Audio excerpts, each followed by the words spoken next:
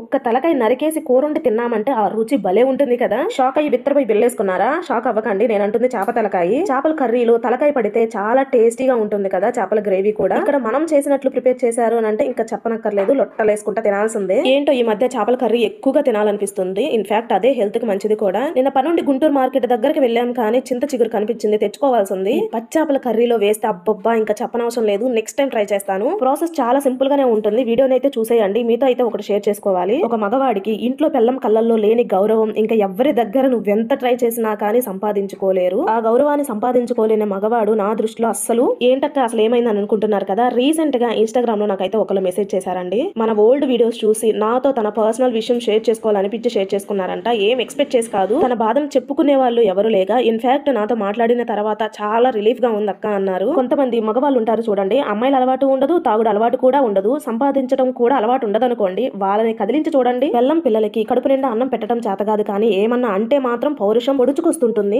నాకేమైనా తాగుడు అలవాటు ఉందా, అమ్మాయిల అలవాటు ఉందా అని మురిసిపోతూ తనను కూడా మురిసిపోతూ కడుపు నింపుకో అంటాం. ఎంత మంచితనమో కదా. అమ్మాయిల అలవాటు ఉంటాం, మందు సిగరెట్ అలవాటు ఉంటాం, ఎంత తప్పు. సోమరితనం కూడా అంతే తప్పండి. ఇంకో బ్యాచ్ ఉంటారు, తెచ్చి పెడుతున్నాంగా, తెచ్చి పెడుతున్నప్పుడు నోరు మూసుకొని ఉండడానికి ఏమైంది అని అంటారు. ఇలాంటి వాళ్ళ గురించి మీ ఒపీనియన్ ఏంటో కామెంట్ సెక్షన్ లో కామెంట్ చేయండి.